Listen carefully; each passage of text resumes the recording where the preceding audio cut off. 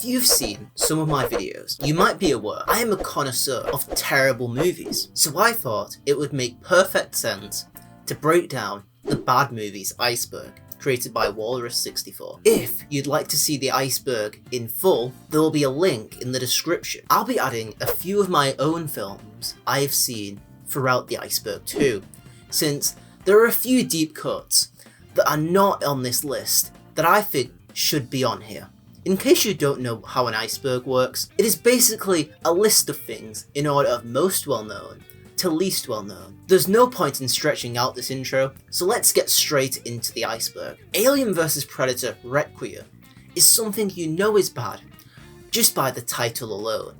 It's one of the perfect examples of sequels going way too far. If any film is using the word requiem or revenge, you can tell they've run out of ideas. The first Alien vs Predator film already didn't have favourable reviews, so it isn't that much of a surprise that this film turned out the way it did. Critics' main issues were the badly edited action scenes and bland, poorly written characters. The plot follows residents of a small Colorado town fighting for survival against both xenomorphs and predators. Attack of the Clones is most likely referring to Star Wars' second movie in its prequel trilogy. Since this is a film I've seen personally, I can go a bit deeper into the issues. This film is quite boring. It has many scenes of poorly acted romance. This film has the sand scene, so it makes sense it would be on this list, but compared to the other films on this iceberg, it is much higher quality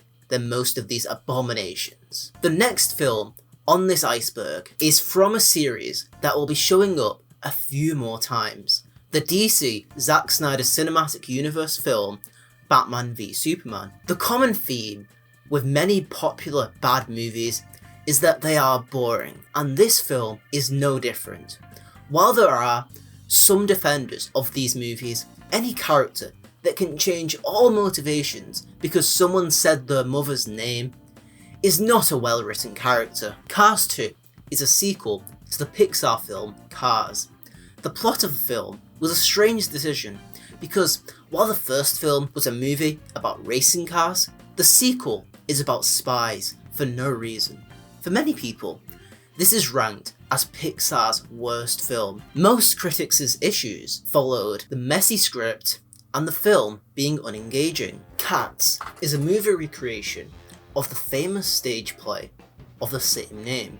The visuals of this film are horrific, and people knew this was a mess the second the trailer was released. The film bombed horribly, with a budget of $95 million and a box office result of $75.5 million. Critics' main issues with this film are the horrendous visuals and terrible music, quite a big problem for a musical. I watched this movie at 1 AM and I regret it. The songs were just cats singing about the one character trait, while you're focused on the fact that the cats in this movie have human hands and feet instead of paws. The weirdest scene in this movie is when the cats enter a theatre and start dancing to a song with no vocals, and it goes on for 5 minutes.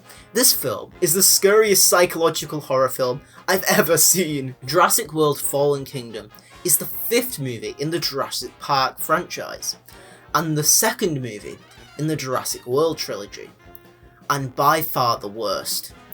While the first half of the movie had promise, the second half ruins everything.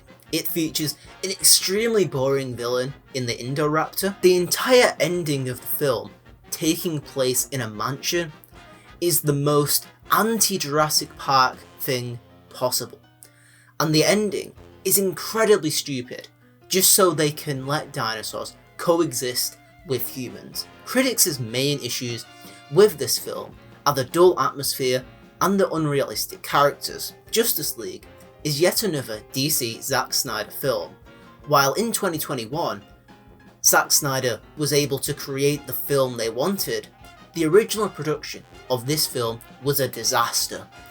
Snyder needed to leave the production of the film halfway through, meaning Joss Whedon, director of the original Avengers film, had to take over production. These two directors had two entirely different ideas of what a superhero movie should look like, leaving a massive tonal disaster in place of an actual movie.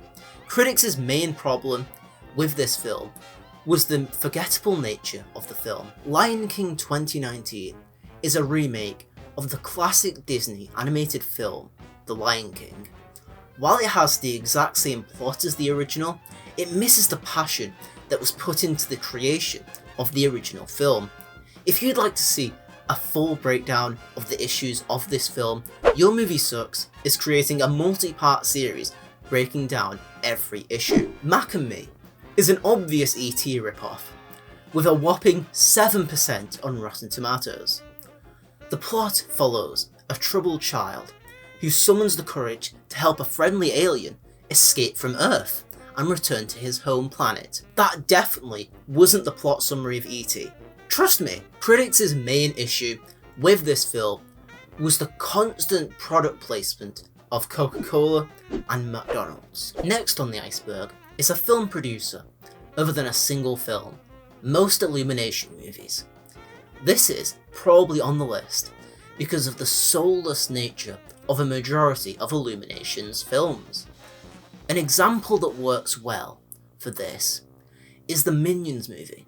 It perfectly explains the corporate feeling of this company's films. It is a film filled with fart humour and a barely existent plot. Mulan 2020 is yet another Disney live-action remake on the list.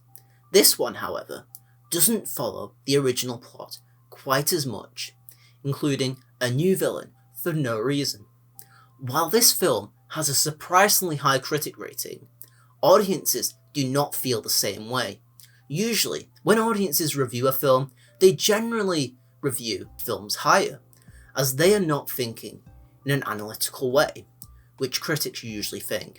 But here, it would seem the critics did not understand the quality difference from the two films. Plan 9 from Outer Space is famous for being one of the first So Bad It's Good films, coming out in the long distant time of 1957. The plot follows residents of San Fernando Valley in California who are attacked by aliens whose plan involves resurrecting the dead. These corpses also attack the residents. Critics' main issues with this film include the terrible acting and inept filmmaking. Rise of Skywalker is the final Star Wars movie in the Skywalker saga, and was probably one of the worst endings to a franchise in quite a long time. The saddest aspect of this film is that a great sounding sequel to The Last Jedi was scrapped. The film actually included some darker elements that would fit the ending to a giant war much better than an over-the-top space battle, as well as an actual ending to Finn's character. The film, instead of ending the multiple trilogies of Star Wars, decides to go on random side quests for the entire runtime and brings back a dead villain with no explanation. Shark Tale is an early 2000s animated film by DreamWorks that has terribly designed characters with horrific mouths and a sexy fish for no reason. The film had 3 directors, which is something that always works well in a movie. The movie follows Oscar, a fish played by Will Smith, who convinces an entire underwater city that they killed a member of the shark mafia, when they didn't for some reason. Critics pointed out the middle-of-the-road quality of the film as one of its worst aspects. Space Jam 2 is a cash grab sequel to the original Space Jam. The entire film is basically one massive commercial for HBO Max. The so-called cameos in the film are just terribly costumed bootlegs of the original characters. But it has Rick and Morty, so clearly all the reviews were rigged. And this film is a perfect 10 out of 10. The plot follows LeBron James's son being kidnapped by Algae River, one of the greatest, most layered characters of all time. Even the film thinks it's a bad idea, because there's a scene where LeBron James makes fun of the entire concept of the film. Superman 4: The Quest for Peace is the fourth sequel to the original Superman film from 1978. The plot follows Superman throwing all the world's nuclear weapons into the sun and creating an incredibly campy villain, Nuclear Man, who they then have to fight. For some reason, Nuclear Man's power is that they scratch people, which makes no sense in the slightest. The critics' main issue with this film is the cheap effects and actors who didn't care about the film they were making. The Emoji Movie is a movie about emojis. Enough said. Of course this will be bad. It's filled with way too much product placement and a plot entirely ripped from the Lego Movie. Critics' main issue with this film was its existence. The Last Airbender was a live-action remake of the show Avatar: The Last Airbender, not the one with the blue people, the other one. The plot follows Aang as they completely butcher a great show. This film was the start of M. Night Shyamalan's series of misses after The Sixth Sense. Critics' main issue with this film was how mediocre it was in comparison to the original show. The Room is a classic so bad it's good movie, following Tommy Wiseau playing Tommy Wiseau. The character has a name, but they're just playing themselves, so it doesn't matter. The plot follows Tommy Wiseau having sex scenes, which get more and more awkward as the film goes on, while ignoring that someone has breast cancer, or at least that's what I gathered. But Tommy Wiseau would tell you it's about this girl named Lisa cheating on Tommy Wiseau.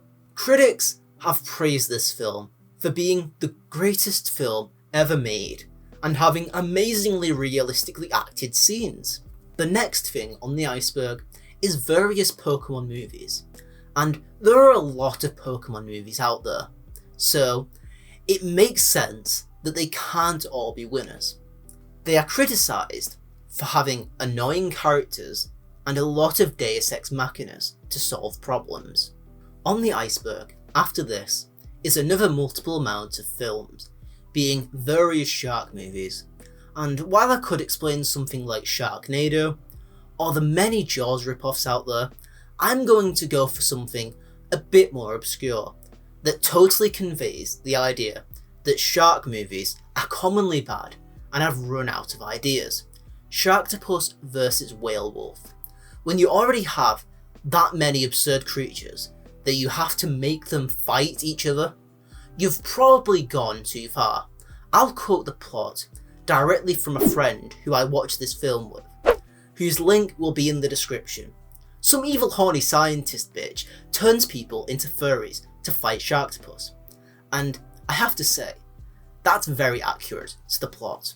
I have to admit, this film is a good time though, so if you're bored and don't have anything to watch, this does a good job of keeping you entertained the whole time. Eternals is a Marvel movie, and because of the fact that Marvel fans exist, I am both not allowed to criticise or praise Marvel content. So I'll just say it's a movie. It follows a group of heroes that have existed since the dawn of time or some shit, that have to fight this massive space guy from destroying the Earth, and some guy flies into the sun. Critics had issues with the overly long runtime and use of too many characters. Moving on to the second layer, we have 2012, a Roland Emmerich film where things blow up, like in all their movies. Critics' main issue was with the character writing. While this is a bad film, Roland Emmerich has a much worse film that should be here, Moonfall, which has the incredible plot of the moon falling. The film features a lot of product placements for things like Kaspersky antivirus. The film ends by revealing that the moon is a giant megastructure created by a previous advanced civilization that were attacked by nanobots, and then someone sacrifices themselves to stop the moon from falling. The film also features one of the worst looking scenes to ever grace my eyeballs, where a group of survivors on the Earth, as the moon is falling, are chased by scavengers, and everything is incredibly yellow for some reason. A Cars Life 1-4 is a franchise of movies ripping off the Cars series by Pixar, created by Sparkplug Entertainment, a company infamous for creating horrible, terrifying animated bootleg films. The plot follows Sparky the car, who follows Diesel, another car, into problematic situations. Reviews paint this film as a wonderful time, with the quote, "maybe the worst animated movie," as the top review. Dingo Pictures is yet another company that creates animated rip-offs of popular kids' films. One of the company's most popular films is Aladdin, but spelt wrong, which has literally the exact same plot as the original film. Sharknado is a famous series created by Asylum, a company that has a very fitting name because watching any of their films gives you the feeling that you're in an insane asylum for the entire runtime.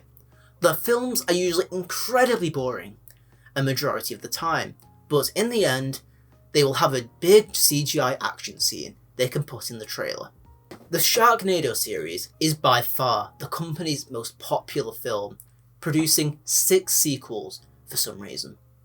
Obviously, getting worse in quality as the franchise goes on. Uwe Ball is a producer known for producing terrible video game movies like Alone in the Dark and Far Cry. Alone in the Dark was criticised for having stiff acting and bad continuity, while Far Cry was criticised for similar reasons. Basically, any movie Uwe Ball touches is doomed to fail. Artemis Fowl is a Disney Plus original movie based on the book series of the same name. It was criticised for having a terrible plot which completely butchered the original book series. The film was something that the studio had been sitting on for 2 decades, trying to get it off the ground, but it was stuck in development hell.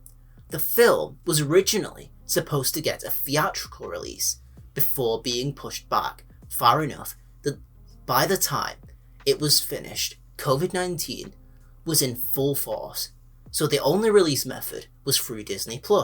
Batman and Robin was the 4th and final film in the 1989 Batman series. I'm starting to notice a theme with 4 films in superhero franchises always being bad. We had Superman 4 earlier, and the 4th Thor film didn't get the best reception when it was released either.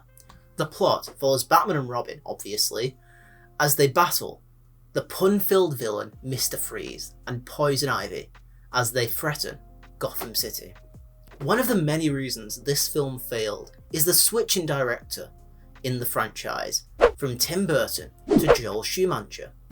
Most films which switch directors usually don't have a consistent tone, and this is definitely the case here. Birdemic Shock and Terror is similar to The Room in many ways, a film so terrible it wraps around to being great. This is another classic for people to watch to learn how not to make a film. The VFX in this film are simply next level, and it is still inconceivable how these effects were done. Birdemic also got a sequel, which did not have the same charm as the original, and most people couldn't even like it, ironically. Here's one of my additions: 2025, The World Enslaved by a Virus. This film is terrible Christian propaganda. It is infamous for being the worst rated film on Letterboxd to this day. The film follows a group of Christians who hope to free the world from the evil government that wants to ban Christianity, and they do this by doing nothing the whole movie and playing a bad remix of Amazing Grace. This film has a critically acclaimed rating of 0.7 out of 5, truly a modern masterpiece. Bolero is an award-winning movie that follows a woman who wants to lose her virginity. It has a mind-blowing 6 Razzie Awards, including Worst Picture.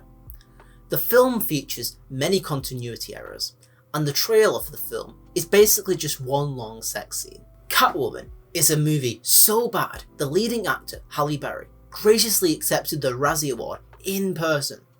The plot follows Catwoman, an anti-hero, who falls in love with a cop named Tom Lone. The film was criticised for its awkward casting and for having a bad script. The film is a part of a series of terrible superhero films released in the early 2000s, like Elektra and Daredevil, but this one was rated the most harshly by far. Dragon Ball Evolution is a live-action reboot of the original famous anime series Dragon Ball Z. It was criticised for once again butchering the original source material and having awful editing. The plot follows Goku's grandson of Gohan as they learn martial arts from expert teacher Master Roshi and gathering the 7 Dragon Balls before the next solar eclipse. So basically the exact same plot as the original anime, but just because it has the original plot doesn't mean it was good. It missed the simple technical ability to make a decent film. Here's another of my own additions, Morbius. This film was one of the first films to earn $1 more billion in the box office, and is famous for its second release in theatres, which broke records for being the most attended release ever. The plot follows Dr. Michael Morbius as they mob all over some guys, while the villain Milo dances to have sex and dies to a bat tornado. Earwig and the Witch is an animated movie released in 2020 created by Studio Ghibli, a very well respected anime movie company releasing movies such as Spirited Away and My Neighbor Totoro. The company disappointed fans with the release of this movie. The movie was incredibly ugly in comparison to the gorgeous visuals from the company's other films.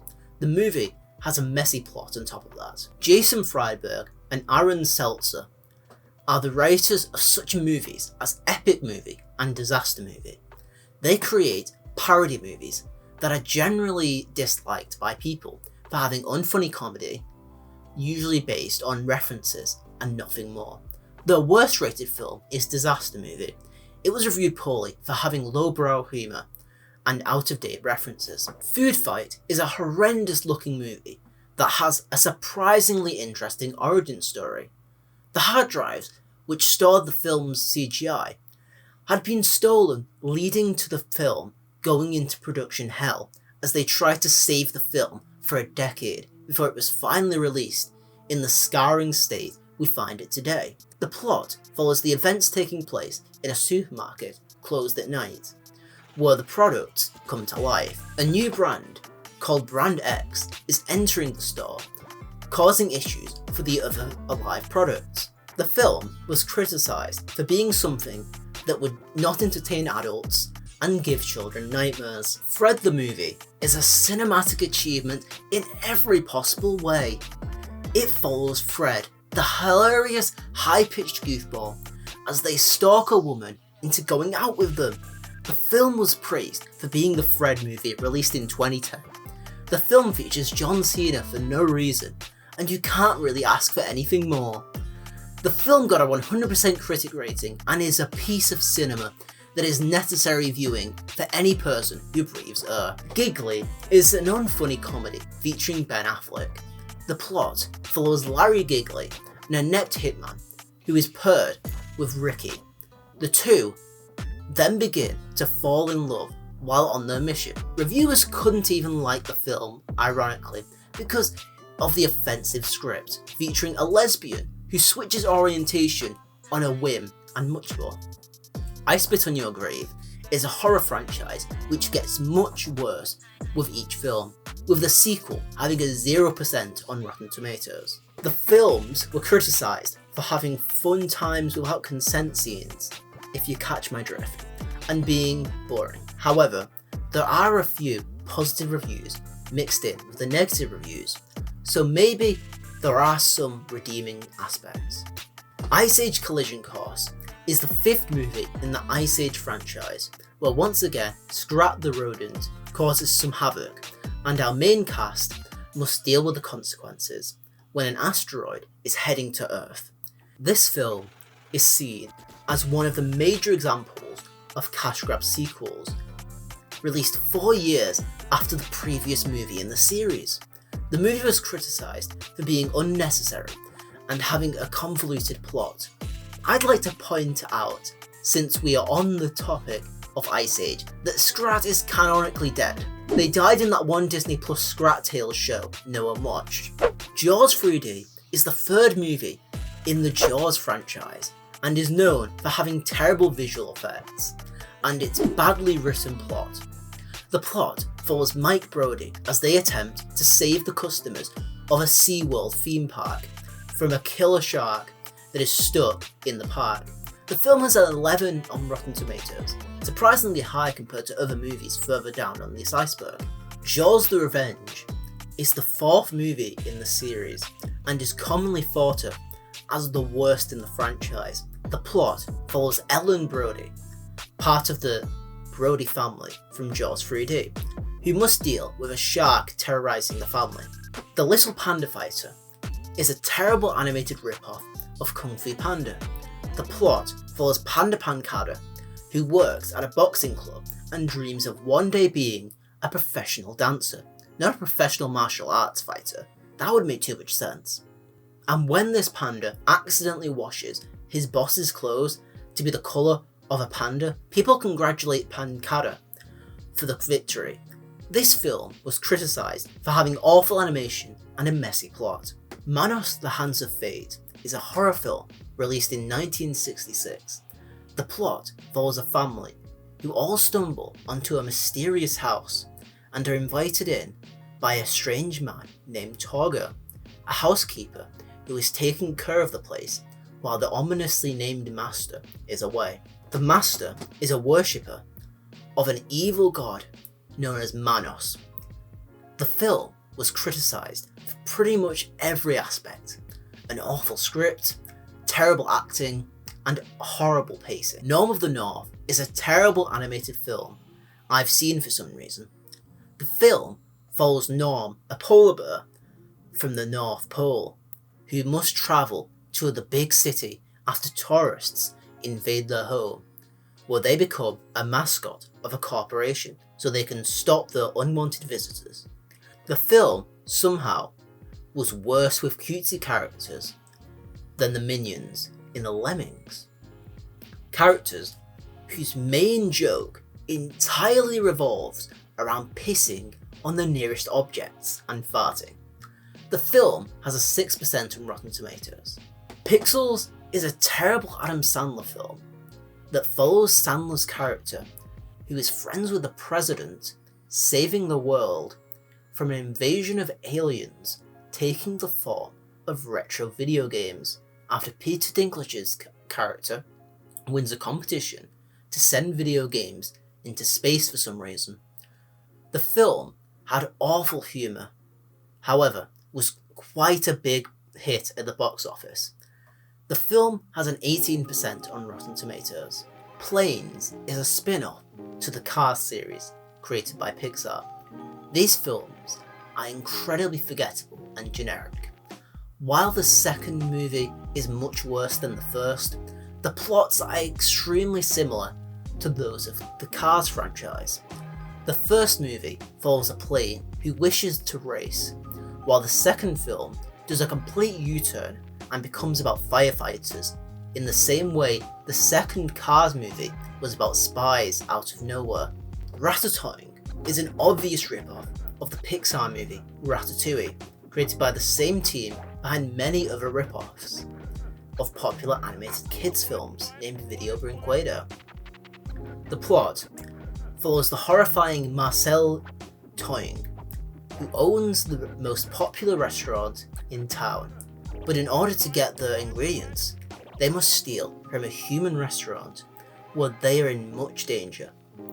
The movie was criticised for the awful animation and for being rushed, with the runtime only being 44 minutes in length, which some would see as mercy. Robot Monster is a 1953 science fiction film which follows a real man an alien who tries to murder the remaining human population on Earth, but falls in love with a woman in the last family on Earth. Critics point to the over-the-top acting and terrible costumes as the issues with this film. Shanghai Surprise is a terrible action-adventure film featuring Madonna. The film follows Glendon Wassey, a fortune hunter, and Gloria Tatlock as they hunt for stolen drugs. The main issue with this film was the terrible acting and confusing story that is so strange I had trouble researching because the official plot summary barely formed a grammatically correct sentence. The film has an 11% on Rotten Tomatoes. Star Trek V: The Final Frontier is a film in the TV and film mega franchise Star Trek. It follows Captain Kirk and the crew of the Enterprise dealing with Spock's long-lost half-brother who starts a search for God. A plot summary so hilariously bad, you can just tell this film wouldn't be the best. Whenever you bring a long-lost brother into one of your sequels, they have officially been going on for too long. Critics mainly had issues with the horrible writing and ridiculous plot. Star Wars: The Clone Wars was a well-received show, but before it started, an animated movie of the same name was released before the show. This movie was a movie not enjoyed by most Star Wars fans, and was only really enjoyable for kids. The plot followed Anakin Skywalker and the new apprentice Ahsoka as they try to rescue the son of Jabba the Hutt. Swept Away is yet another awful Madonna film. The plot follows Amber, played by Madonna, and Giuseppe, who gets shipwrecked together on a deserted island. The main issues with the film were the terrible acting and badly written script. The Adventures of Shark Boy and Lava Girl is a film created by Robert Rodriguez, director of the Spy Kids series. The film follows Max, who accidentally summons the imaginary characters Shark Boy and Lava Girl, and goes on a poorly rendered adventure with the two.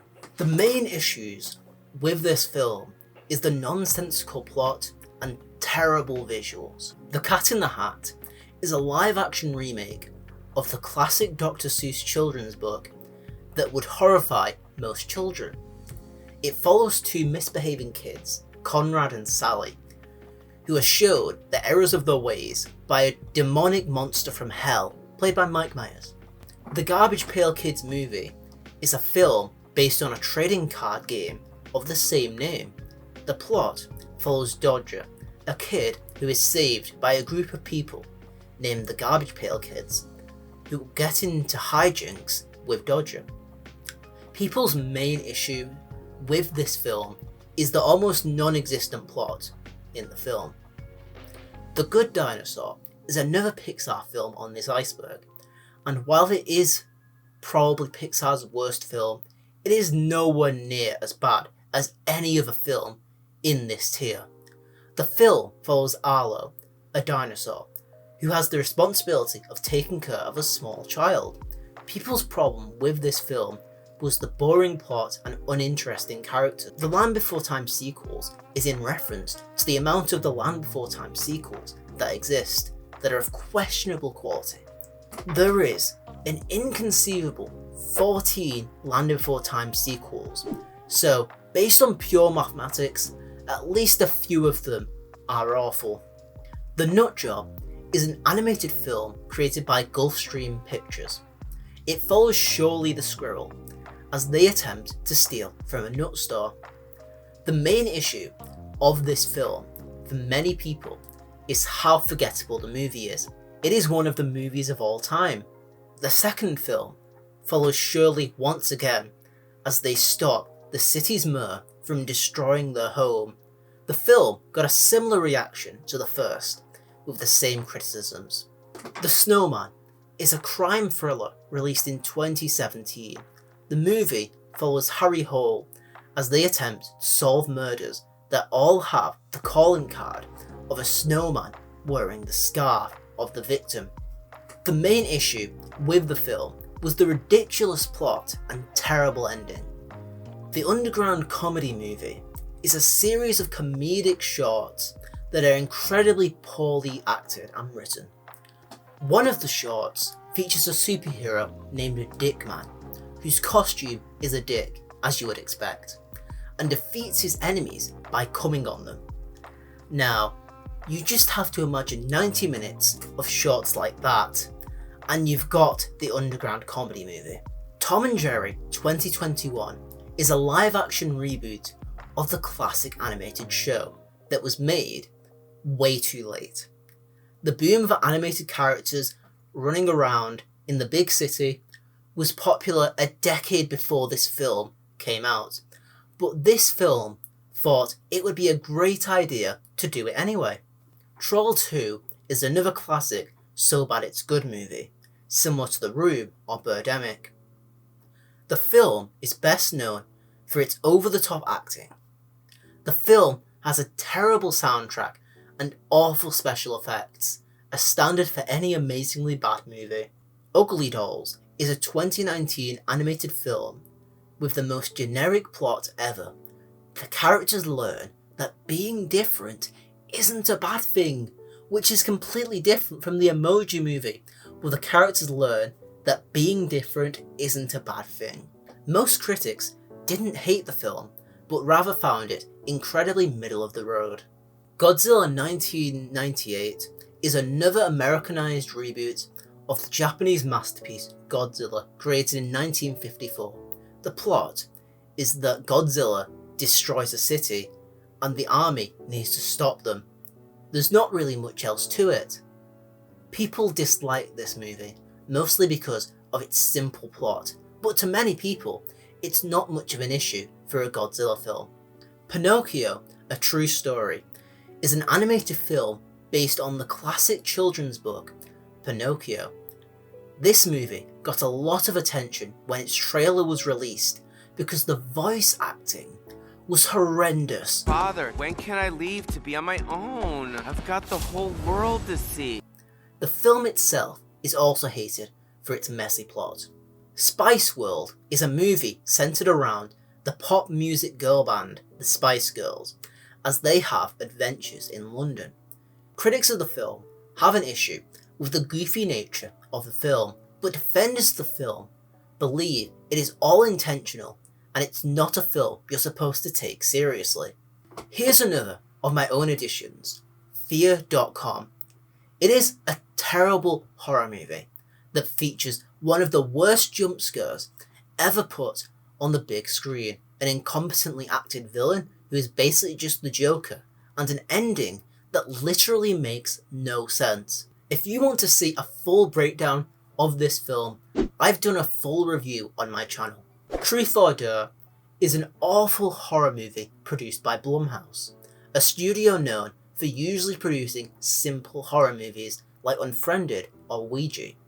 This one has a particularly bad premise of a game of Truth or Dare that kills you with a very not scary smiling face, which is now being turned into its own terrible movie later in 2022. The film was criticised for having bad scares such as formulaic jump scares. A Wrinkle in Time is another miss by Disney in a similar vein to Artemis Fowl. It is a film that, while it has decent CGI, pretty much every other aspect of the film was incompetent. With a poorly written script and badly acted characters, it was basically doomed to fail. The Meg was a Jaws ripoff featuring Jason Statham that was released in 2018. With a surprisingly high budget for a movie like this, the film was criticised for having generic characters and a boring plot. Now we're on to the third layer, and from here on out, these films are getting a lot more obscure and a whole lot worse. Airplane Mode is a movie written by and starring Logan Paul. If that doesn't sound bad enough, the film has terrible humour, mainly around the fact that other influences are also in the film and not much else. The plot follows Logan, and that's the character's name, not me using the actor's name to make a point about them playing themselves. Anyway, Logan is on a plane in order to get to a social media convention in Australia. The film was criticised for having dated references. Alvin and the Chipmunks, Chipwrecked, is the third movie in the live-action adaptation of the kids' movie Alvin and the Chipmunks. The plot follows a group of chipmunks, Alvin, Theodore and Simon, as they are stranded on a deserted island. The film was criticised for being unnecessary and having unfunny humour. Arctic Dogs, also known as Polar Squad, is an animated kids film clearly made for furries and released in 2019. It features Jeremy Renner, of the Jeremy Renner app fame, as Swifty, a fox who works in a mailroom and dreams of becoming a star husky courier. To do this, they must deliver a package, but runs into a lot of trouble on the way. Critics' main issue with this film was its lazy and unoriginal plot. Caligula is a 1979 historical drama famous for its erotic nature. Some describe it as a 2-hour-long porno rather than a movie. The unrated cut of this movie is banned in many countries to this day. The film was met with many lawsuits on release from anti-pornography organisations, and Atlanta prosecutors threatened legal action if the film was screened in the city. The film currently has a 23% on Rotten Tomatoes. Cool Cat Saves the Kids is an awful kids movie created by Derek Savage. The plot follows Cool Cat in their attempts to stop bullying. The film created a lot of controversy after the creator of the movie struck down popular reviews critical of the film using the YouTube copyright tool illegitimately. In recent years, Derek Savage has been coasting off the success of Cool Cat, promising sequels which are still yet to release. Classics such as Cool Cat Stops a School Shooting, very tasteful. Countdown is a terrible horror movie released in 2019 that I watched in theatres for some reason. It follows Quinn Harris, a woman who, after downloading an app, finds out it's haunted. Yes, you heard me right. This movie is about an evil app. According to the logic of this film, a demon was able to perfectly code an app. The film is filled with poorly executed jump scares and has a nonsensical ending that makes no sense based on the logic of the film. Another amazing thing about this film is it sets up a sequel for some reason. When the film reveals the entire events of the film were worthless and nothing the characters did matter, after watching the film, you're left with the feeling that you just wasted 90 minutes of your life. Dear Evan Hansen is a film adaptation of the award-winning musical of the same name. It was criticised for having a main actor who was way too old for the role they were playing, and for having a main character who does very morally questionable actions.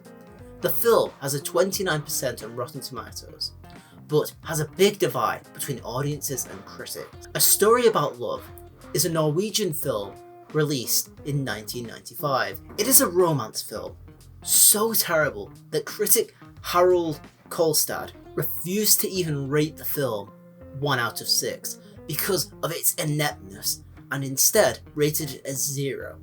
In recent years, it has become a cult classic because it's so bad it's good status. Turkish Star Wars says pretty much everything just from the title alone. It's a Turkish ripoff of the blockbuster franchise Star Wars. The film includes footage from the original Star Wars rather than creating their own footage. The film was praised for its awful quality, helping the movie's entertainment value. Here's another of my own, Thanksgiving. This is a low-budget slasher horror movie released in 2008. It follows the adventures of a hilarious talking turkey who murders a group of teenagers with their classic catchphrase, "Gobble gobble, motherfucker." It includes such masterful scenes as the turkey wearing someone's face as a mask, while everyone is none the wiser to its true identity. The film's first shot is a memorable moment because the very first shot is tits for some reason. This is definitely a film you should watch if you haven't already. It knows what it is, and simply leans into the goofy nature. The Exorcist II: The Heretic is a sequel to the classic horror phenomenon The Exorcist. The plot begins 4 years after the events taking place in the original film, where Reagan uses an electronic device which synchronizes two people's brainwaves, which reawakens the demon from the original film. They must then, once again, defeat this demon to save them. Fire Maidens from Outer Space is a sci-fi movie released in 1956. The film was mainly criticised for its non-existent budget and its plot that had no depth. The plot follows a team of scientists who explore the 13th moon of Jupiter, which contains only a father of 15 women who are all in search of spouses, as well as a dangerous monster. The film has a 2.5 out of 10 on IMDb. Howard the Duck is a sci-fi action movie with George Lucas as an executive producer. The plot follows Howard the Duck, a duck brought to Earth for a laser beam, and must then fight an evil being who also comes from the same beam. The film has a 14% on Rotten Tomatoes. Le Jour et la Nuit is a French drama released in 1997.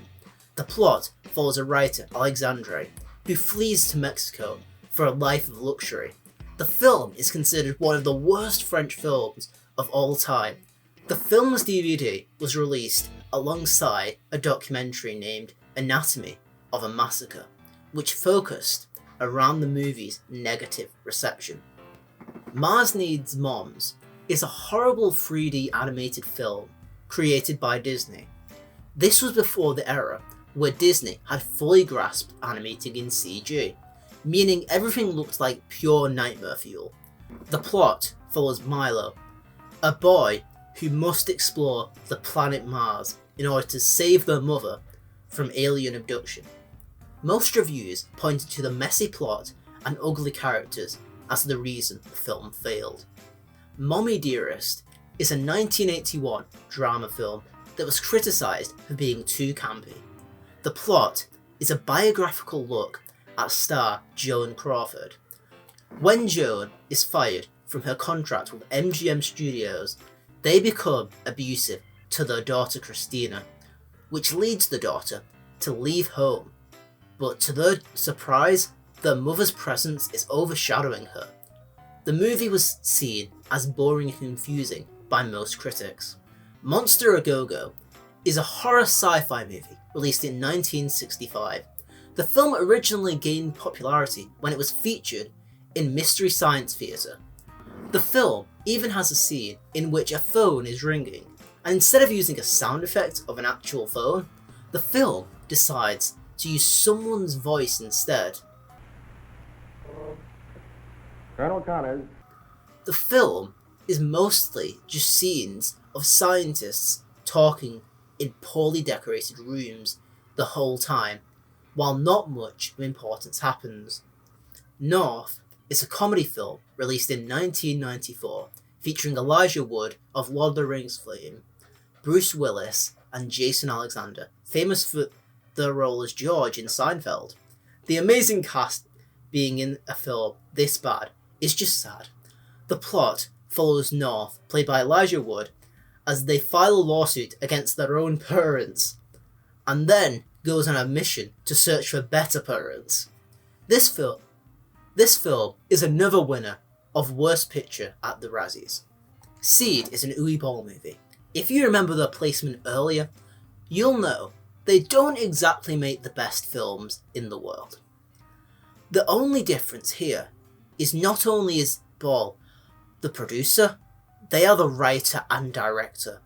With this person's previous track record, you already know what you're in for. The plot follows Max Seed, a mass murderer who is ready for the death penalty. Only it seems the killer refuses to die and begins their mission for vengeance against those who have wronged them. Now, if we ignore the fact that this is an incredibly generic Jason Voorhees knockoff, it sounds like a decent concept for a film. The entire film is basically created around shock value. The film uses actual stock footage of animal cruelty and scenes of babies starving to death. Sir Billy is an animated film released in 2001. Sorry, I read that wrong. Sir Billy is an animated film released in 2012 that for some reason features Sean Connery in the last acting role. So certainly a choice. The film was created in my home country of the United Kingdom, and I have never felt less patriotic in my entire life. This film has an overwhelmingly positive 0% on Rotten Tomatoes. The film has an incomprehensible plot, so it's pretty much impossible to explain. Slender Man is a film adaptation of the popular internet character of the same name, made way too far after the popularity of the character. It's the same as making a Five Nights at Freddy's movie in 2022. Oh wait.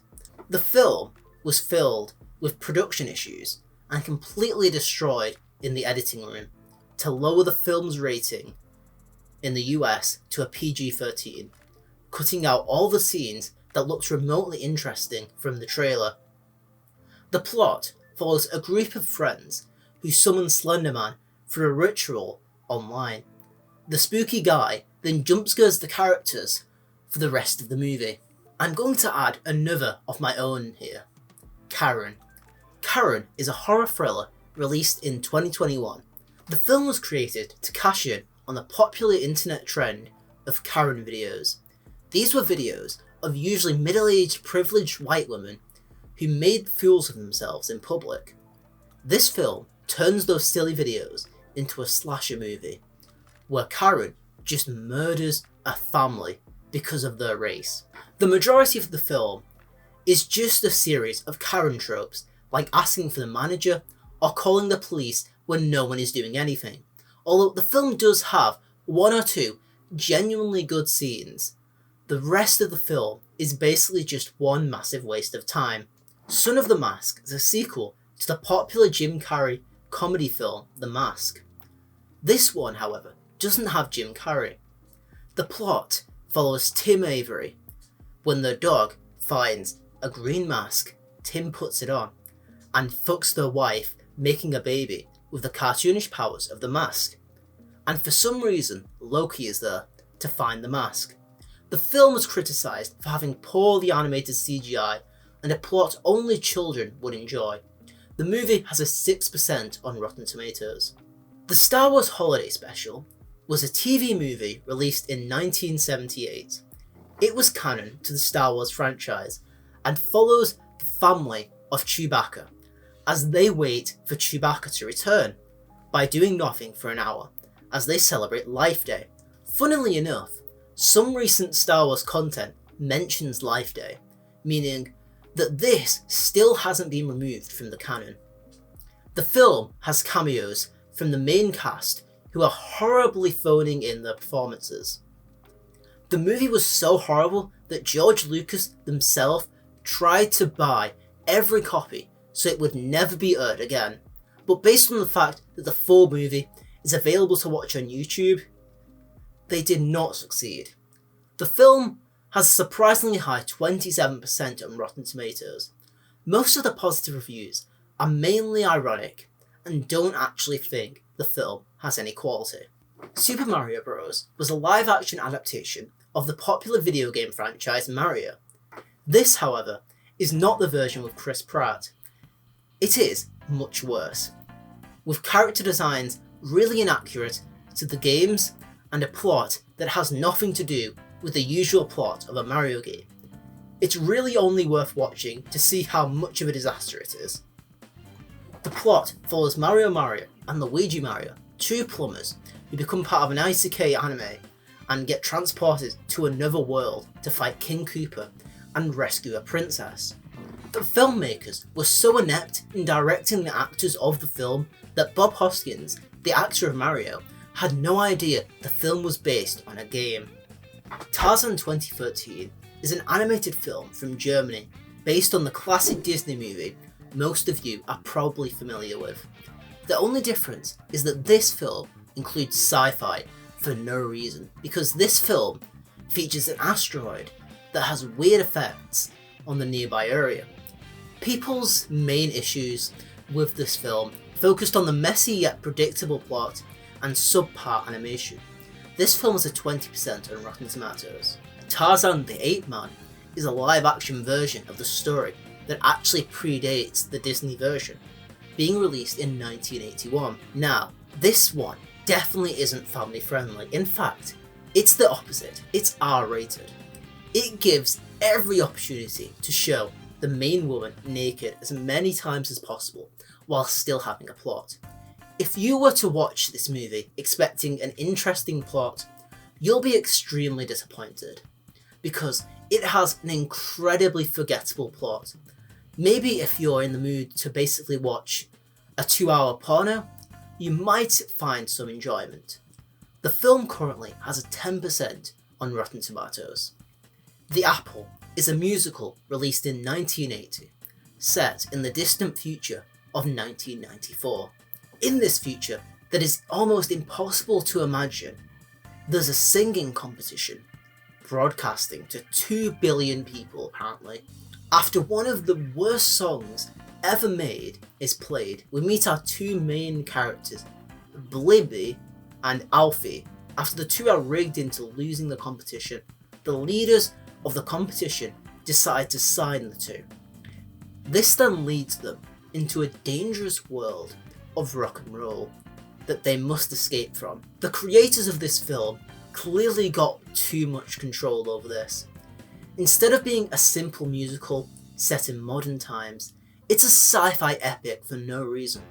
The budget is quite small, but they were able to do quite a lot with what they were given. The reception to this movie was so bad that the director allegedly attempted to unalive themselves after the film was booed at a film festival. The film is set in an apocalyptic future, so of course the film was shot in Berlin, Germany. The film has a 27% on Rotten Tomatoes, and at the very least, seems like an interesting watch. The Blade Master, otherwise known as Ator the Invincible, is a sequel to Ator the Fighting Eagle. This sequel was very rushed and released the same year as the first. This film follows Ator as they rescue their mentor from Zor, with help from their sidekick Fong. That's their real name. The film was allegedly filmed in only 2 weeks without a script, which is something I really wish was true about this video. The first film in the series was not reviewed positively to begin with, so this film had little hope of having any sort of quality. The Book of Henry is a 2017 film directed by Colin Trevorrow, the director of Jurassic World, but surprisingly, the other two weren't on this iceberg, but luckily the director is not going to be left out any longer. This film follows Susan Carpenter, the mother of Henry Carpenter, a child prodigy, played by that kid from the It remake. As they discover a dark conspiracy connected to Hank from Breaking Bad, the film was criticised for having insane plot developments and having no subtlety, although it has a high audience score, meaning if you're looking for turn your brain off entertainment, this works quite well. The Horror of Party Beach is a horror film released in 1964 which features radioactive sea creatures, a completely original idea that totally isn't ripping off a famous Japanese monster that was popular a few years earlier. These completely original sea monsters attack the various groups celebrating at the beach. The film was a commentary on the annoying nature of beach parties, something way more interesting than the fear of nuclear war or whatever from that other movie. This is yet another movie with a 0% on Rotten Tomatoes, showing it's way better than the other movie about a lizard. The Sharktopus movies were actually something I mentioned earlier on in the Iceberg, with the movie Sharktopus vs. Whale Wolf. But this series features many other films, including Sharktopus vs. Terracuda, a movie where yet another scientist creates a mix between a pterodactyl and a barracuda hybrid to fight the shark octopus. Clearly these films are very serious high art dramas and should be analysed for decades to come. The Terror of Tiny Town is a western released in 1938 featuring such creative character credits as the hero, the girl, and, who could forget, the villain. It's almost as creative as the character names in Tenet. The entire film is acted out by dwarf actors for some reason that's beyond me, politely referred to as the M slur in the credits, which is nice. The plot follows the townspeople as they defend the town from an evil gunslinger. The Gummy Bear and the Yummy Gummy Search for Santa is a well-known horror film which follows Marion Crane, a woman on the run, as they discover the terrible secret behind the mysterious Bates Motel. The film was praised for changing film forever and having an impact on future generations of filmmakers forever. It also features the internet sensation Gummy Bear, star of the hit YouTube video. It was also notable for being the first film showing a flushing toilet, because the entire film is basically one massive piece of shit that just won't go down the toilet, no matter how many times you try to flush it. Time for another of my amazing additions. Killer Raccoons 2 Dark Christmas in the Dark is a sequel to a movie which is named after a slur. Not the best start for a film. The film features raccoons that never talk. A terrible idea for a comedy movie that's supposed to be tongue-in-cheek. This is basically the opposite of Thanksgiving from earlier on in the Iceberg. While that was a film that knew exactly what it was and leaned into it, this film has basically no funny moments and has no subtlety. Basically, half of the shots in this movie are a dick satellite, and the joke gets old really quick. Tom and Jerry, Willy Wonka and the Chocolate Factory is an animated film based on the classic Roald Dahl book of the same name, missing out the Tom and Jerry obviously.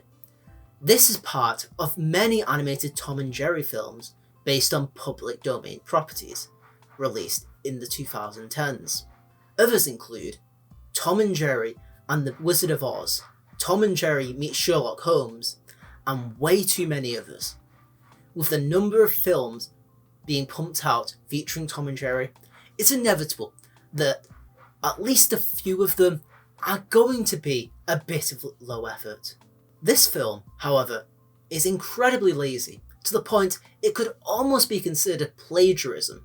If you've seen the 1971 Willy Wonka and the Chocolate Factory and one episode of Tom and Jerry in your life, you've already seen this movie. The movie is literally just the plot of that 1971 movie, with Tom and Jerry in the background for no reason. And I'm guessing that other films in this series are also similar, because Tom and Jerry don't talk, except in that one movie we don't talk about, so they can't really add much to this movie. Various Disney straight-to-DVD sequels could refer to many movies, while there are a few well-received sequels to classic Disney movies, like every furry's favourite film, The Lion King 2, most of these sequels are incredibly low effort and nowhere near the usual animation quality of Disney, or even the rip-off companies in some cases. Some notably bad Disney sequels are Mulan 2, Cinderella 3: A Twist in Time, and The Hunchback of Notre Dame 2. The only ones of these I have seen personally are The Lion King 2 and the first 2 seconds of Cinderella 3, because the movie was too scary for 10-year-old me. What's Up is a terrible animated rip-off of the Pixar film Up, created by Video Brinquedo, the same team behind Ratatouille, and other amazing classics. The film has nothing to do with the plot of Up other than the balloon house. The rest of the film has a plot completely unrelated to the house and has more similarities to the DreamWorks film Monsters and Aliens. Who Killed Captain Alex is a Ugandan film created for under $200. The film has an amazing feature called a video joker. Basically, an annoying YouTuber commentates over the entire movie, and there is no edition of the film without it. So if you want to watch this movie, be prepared for loads of shit jokes. For some reason, they used real cow blood to create the blood in this movie, and only stopped using it when the actors started to feel ill.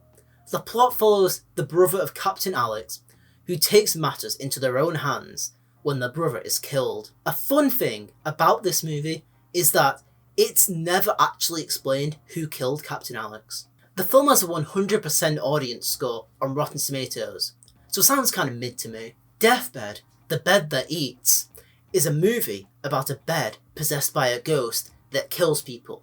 What else could you possibly want from a movie? Production value? Well, this film doesn't have any of that. But it has a bed that eats people, so why would you need that? The film itself is described as forgettable, but if you want to watch a movie about a bed that kills people, it might be worth a watch. Marmaduke is a 2010 family comedy movie that features Owen Wilson in the main role. It's a talking dog movie, so if you've seen a movie in that subgenre, you've already seen this film. It's as generic as you could possibly get for a kids movie. The movie features such hilarious jokes as fart jokes, pissing jokes, getting hit in the balls jokes, and multiple references to the song Who Let the Dogs Out. However, that isn't the only bad movie named Marmaduke, as a film released as recently as 2022 has gotten much worse reviews. This film was released as a Netflix original and got the amazing high score of 0% on Rotten Tomatoes at the time of its release. The film was based on the same source material as the 2010 Marmaduke movie. The comic strip on which the movies are based ended 7 years before this 2022 film was released, so it already wasn't the most relevant thing in the world, but beyond that, the movie was filled with lazy humour, like fart jokes, and had terrible animation. An American Hippie in Israel is a 1972 weird movie about, well, a hippie in Israel.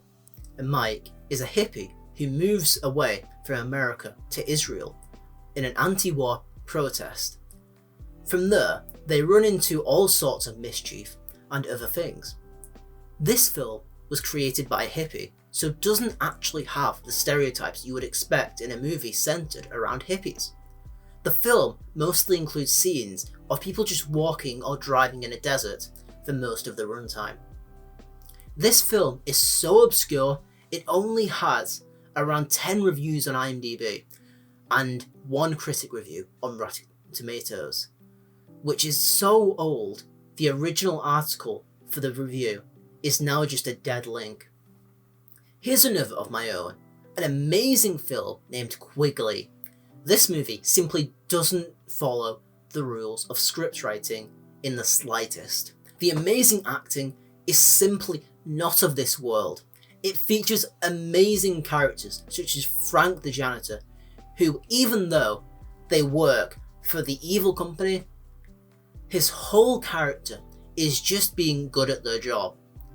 The movie follows Archie, a man who is very based and wants to murder dogs until he turns into a dog and learns to follow the man whose name is Dog spelled backwards. The film literally starts with a shot of dog shit, so that should tell you everything about the quality of this film. Bucky Larson, Born to be a Star, is a movie not about being an ordinary star, but a porn star.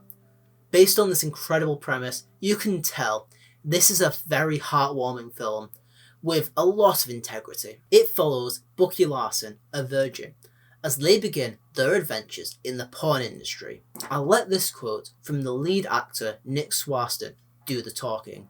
"I knew the critics were going to bury us because of the acting, how it was written and directed. None of those reviewers was psyched to see Bucky Larson and laugh." Eight Crazy Nights is an animated comedy featuring Adam Sandler. Now, we already know how bad Adam Sandler's live action films are, so just imagine one in which they have the ability to show anything on screen for a fraction of the budget. The movie follows Davy Stone, voiced by Adam Sandler, Whitey Duvall, voiced by Adam Sandler, and Eleanor Duvall, voiced by Adam Sandler. Yes, you are hearing me right. Adam Sandler doesn't only voice one lead character, they voice all three. The three meet when Davy finds themselves on trial after refusing to pay their bill at a Chinese restaurant owned by someone who isn't even voiced by an Asian person. The judge will sentence Davy to a 10-year prison sentence unless they do not commit a crime during their community service, which I'm pretty sure isn't how the legal system works. I'm pretty sure if you commit a crime, you usually just get thrown in prison, but here, as long as Adam Sandler doesn't murder someone for a few days, they're off the hook. The film has been criticised for having very lowbrow humour and for being offensive. The film has a 12% on Rotten Tomatoes. Elf Bowling the movie, The Great North Pole Elf Strike, is a movie that should not exist. There was no demand for a movie about elves that bowl based on a DS game everyone hated. In this movie, Dingle, the brother of Santa, kidnaps some elves after they realise they cheated in a game of elf bowling, and it's up to Santa to save both the elves and Christmas. This movie has been criticised for having horrendous animation and for being inappropriate for a children's movie. If the fact that Dingle is voiced by the literal voice of SpongeBob SquarePants and Ice King doesn't give you evidence that a curring god does not exist, I don't know what will. Episode 50 is a 2011 horror mockumentary of a ghost hunting show. Think of Ghost Adventures, but if they actually found a spooky ghost that jump scared them. The main issue a lot of people found with this film is that it simply wasn't scary. The production design is horrible, and all the sets are way too clean for an abandoned and haunted building. The movie has a 6% audience rating on Rotten Tomatoes. Ghost Dad is a 1990 movie featuring Bill Cosby as a ghost, something that did not age well at all. It has a 6% critic rating on Rotten Tomatoes and follows Elliot Hopper, who after dying in a car crash from an incompetent taxi driver, then becomes a ghost and must repair their relationship with their family. If you've seen Mrs. Doubtfire or any live-action family movies from the 90s to the early 2000s, you know exactly where this film is going. This film is packed with one-note characters and an ever-changing tone. Goat Story is the most successful Shrek animated film, with such competition as Dimensions of Dialogue, a movie with a poster that looks like this, shows the amazing quality you're in for if you watch this wretched abomination of CGI.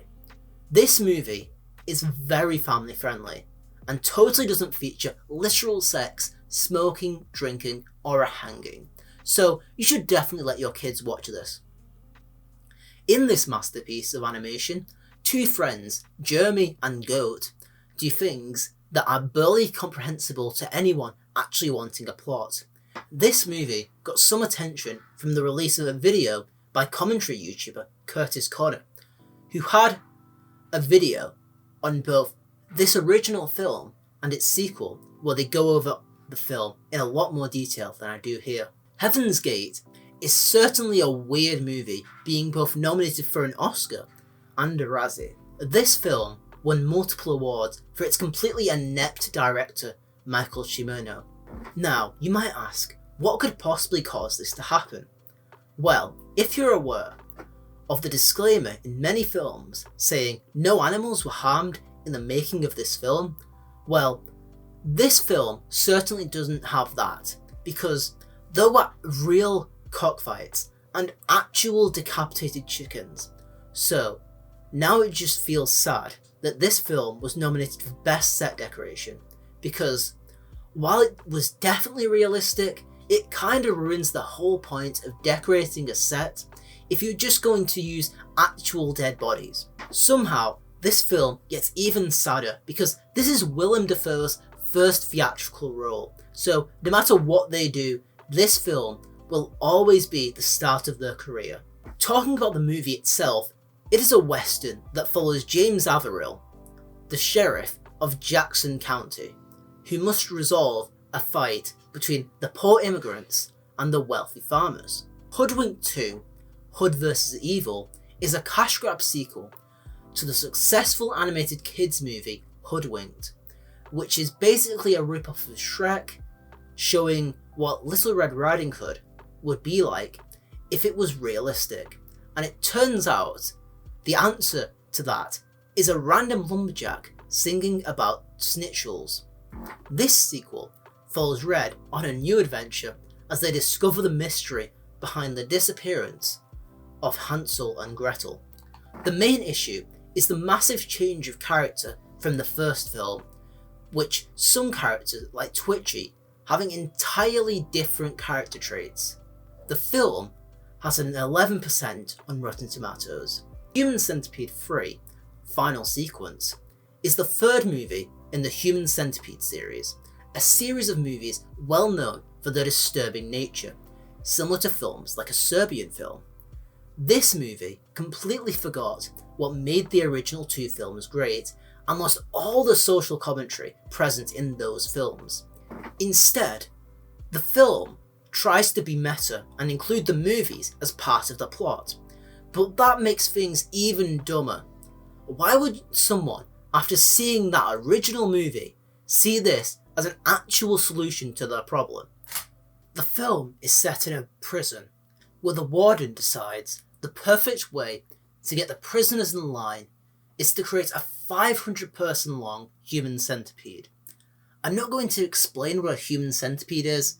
You either know or you don't want to know. The film is the worst rated movie in the Human Centipede series, with a 20% critic score on Rotten Tomatoes. Hum Shakals is a Bollywood film which was released in 2014 and follows a group of 9 lookalikes as they cause mischief. The film failed at the box office, unable to gain back the full budget of the film. Bipasha Basu did not only not appear in any promotional segments for the film, they also named the film one of the worst experiences of their life. I Know Who Killed Me is a horror thriller released in 2007. It won 8 entire Razzie Awards, including Worst Picture. The film has an F as a cinema score, which, isn't the best, but at least it's not an F-. So look on the bright side. In this critically panned thriller, Aubrey Fleming, an aspiring writer, goes missing and is found in the middle of the woods, alive but different. You see, they now have a completely different personality by the name of Dakota Moss, and they must now find out who kidnapped them and how the two personalities are linked. Allegedly, when the main actor, Lindsay Lohan, refused to show up on set, the crew would use a body double and digitally replace their face in post. Inkahan is a war movie set during the Korean War. Vincent Canby named it the most expensive B-movie ever made.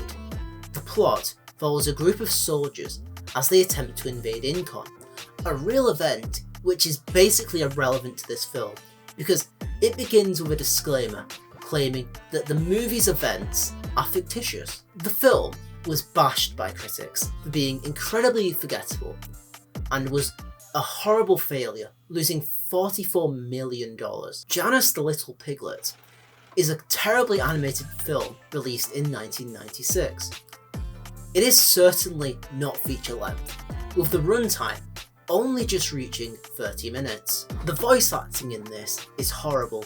The artwork in this looks like it was drawn by a 4-year-old, and the film is obscure. It only has 2 written reviews on IMDb. This movie was actually created by a company from earlier on the list. If you remember Dingo Pictures, the creators of Aladdin but spelt wrong, this is by the same team, so the quality is about what you would expect from them. Jaws in Japan is yet another shark movie. While this title may seem connected to Steven Spielberg's Jaws, the two actually have nothing to do with each other. Now, I'll give you a multiple choice question about what the plot of this movie is. Is it A, just Sharktopus versus werewolf again? B, someone fucks a fish? Or C, sharks attack beautiful women? Leave your answers in the comments. The answer was C. Who would have guessed?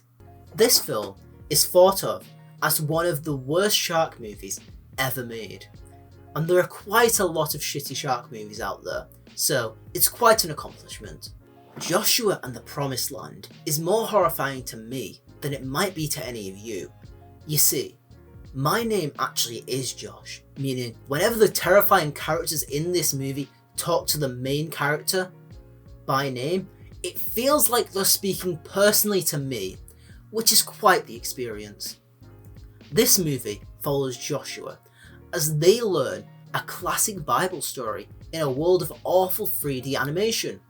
This movie teaches the amazing lesson that creating an idol of anyone other than God is a terrible idea and deserves death.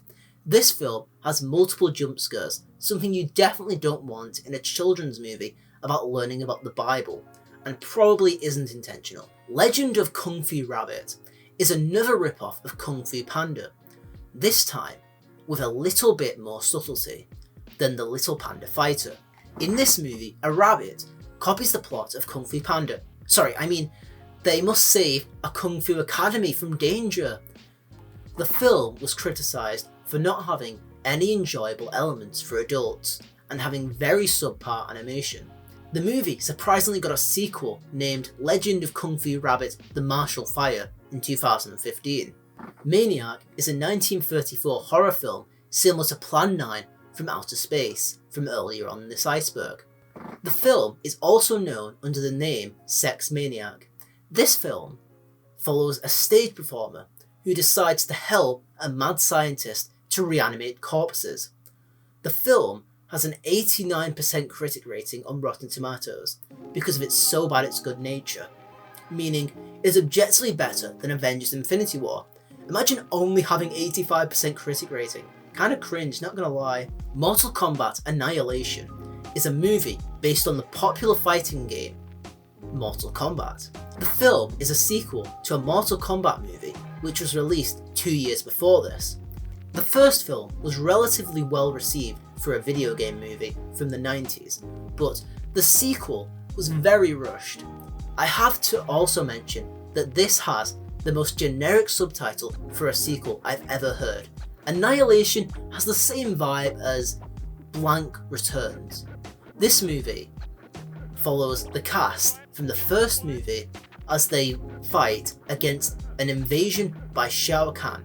The main issue people had with this movie is the fact that most of the original actors from the first did not return for this, for quite obvious reasons. The film has a 4% critic rating on Rotten Tomatoes.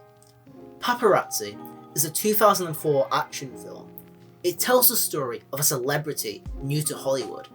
This star decides to fight against the paparazzi, literally. They do this because these members of the paparazzi accidentally put the main character's family in danger. Critics' main issue with this film was the ridiculous plot and its over-the-top presentation.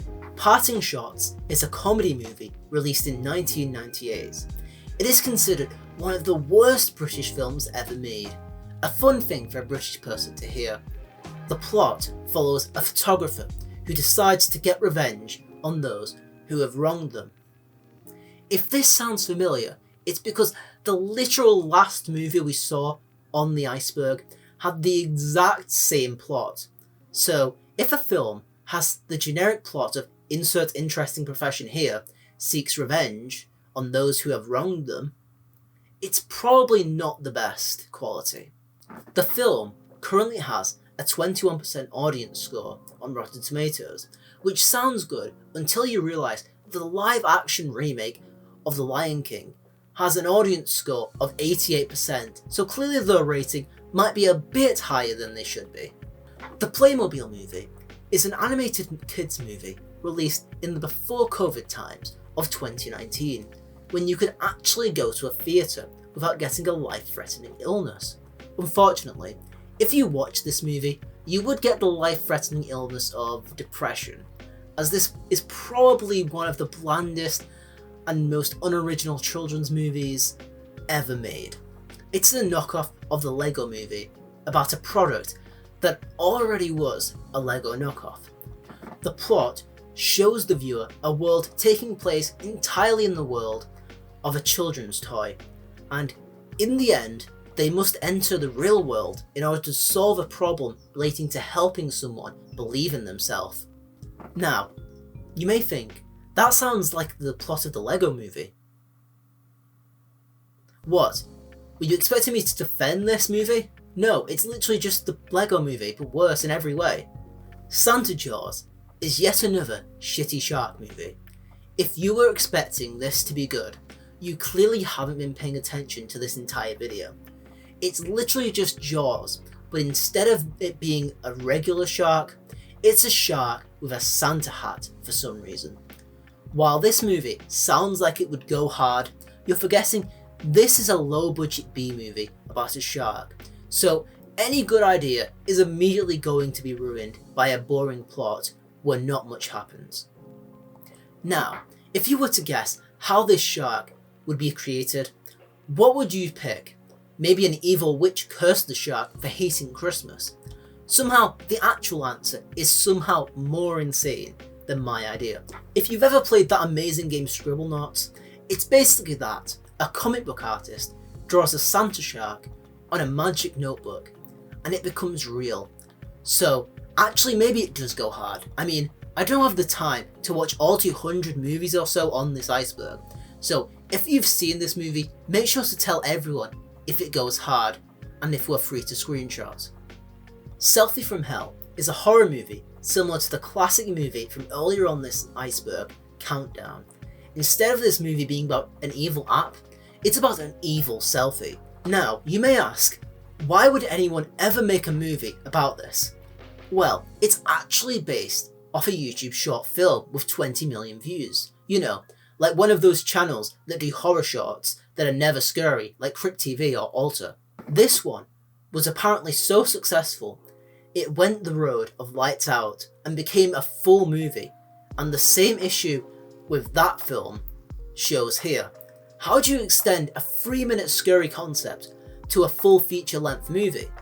How do you explain a goofy concept in a way that makes sense and doesn't destroy the entire scary idea behind it? And how do you make a good movie as a person who has only worked on a short YouTube video? The answer to all these questions is very badly. Surf's Up 2 Wave Mania is a sequel to the original children's animated film Surf's Up that for some reason released a decade after the original. Even when the original movie came out, it wasn't too relevant, so waiting 10 years was not the best idea. Beyond that obvious problem with the film, it is incredibly stupid and unenjoyable, even for a kid. Now, based on the name, what do you reckon this movie is about? Surfing? Of course not. This film is about wrestling. At least it has the amazing character from Fred the movie, John Cena. The Adventures of Pluto Nash is an Eddie Murphy action comedy, which is the biggest loss of money for any movie. This film had a budget of $100 million. So, how many do you think it made? Maybe 25 million or something. Still kinda respectable for a $100 million movie? No, this movie had a worldwide gross of $7 million. So imagine investing $100 in Dogecoin and then buying an NFT. It's basically the same as what happened with this movie. The plot of this film follows Pluto Nash, an owner of a space nightclub who has to fight the space mafia. The film was so badly disliked by the cast to the point where Alec Baldwin insisted to remain uncredited. The main issue with the film was the fact that it's an unfunny comedy movie. The one thing you would hope from a comedy film. It has a 5% critic rating on Rotten Tomatoes. The Amazing Bulk is a movie which canonically takes place in the Marvel Cinematic Universe. It follows the Amazing Bulk, an entirely original character that is not based off a different character who has a different hue. The film has a $356 million budget, as you can see from this amazing CGI. People got mad at the She-Hulk CGI, but imagine if this is what they got. Then again, Marvel fans will find any reason to not like something, even if it had the most realistic CGI ever made. One of the film's most notorious scenes is a 5-minute scene where a movie ran out of ideas, so literally just used every piece of stock footage they could afford, and was re-uploaded to YouTube, gaining 5 million views. The film has a 1.6 out of 10 on IMDb, so you can tell it is a great movie. The Avengers 1998 is not exactly a movie about superheroes. Instead, it's about British spies. So it's basically just a rip-off of James Bond. It is based off of a television show of the same name, and has the worst plot of a movie I've ever heard. In this film, 2 British agents have to stop a machine that controls the weather. The film was criticised for feeling way longer than its 90-minute length, and giving the original TV show an unneeded bad name. This movie has a 5% critic rating on Rotten Tomatoes. The Conqueror is a historical movie that follows Genghis Khan, and the saddest thing of all is that it's PG, meaning Genghis Khan can't do the one thing Genghis Khan is known for, which obviously is making too many offspring. Who cares about them creating a massive empire? That wasn't the important thing about their life. This description is actually surprisingly accurate to this movie, because it's very historically inaccurate. Another issue this film is constantly criticised for is the horrible casting of John Wayne as Genghis Khan. The most interesting thing about this film isn't even the film itself. Instead, it's the shooting location. You see, this film was allegedly filmed near an active nuclear testing site, and the crew of this movie reportedly got contaminated by nuclear fallout. So clearly this movie really cared about the safety of its crew. Turns out we didn't need a Fallout movie adaptation. This whole time, there's been one since 1956. The Prodigy is something I'm not even going to describe. I'm only going to show the poster. Yeah, that's right. It's another Kung Fu Panda ripoff.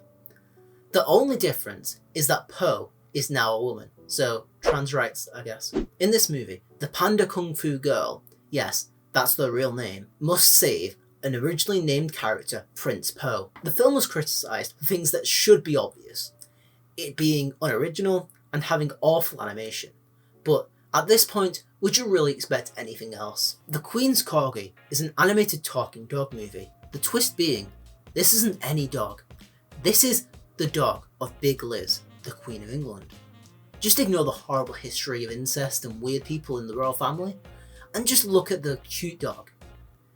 Isn't enough, because this film is also incredibly boring. The film follows Jack, the Queen's favourite dog, getting lost, and must do what dogs do in talking dog movies, meeting new friends, and finding out what life is like outside their privileged home. So, if you've ever seen Garfield the movie too, even though it's a talking cat, it's pretty much the exact same movie. The Swarm is a 1978 horror B-movie where bees attack America, so it's a B-movie about bees, and is clearly the best idea for a film ever. This should be considered the true B-movie. The bees which attack America have a deadly poison which kills anyone who is unfortunate enough to get stung, but it's up to Dr. Bradford Crane and the army to stop this attack of bees. They Save the Bad Guy from World War II's Brain is a movie where, well, they saved that guy's brain. I don't want this video to get demonetized if I ever get monetization, so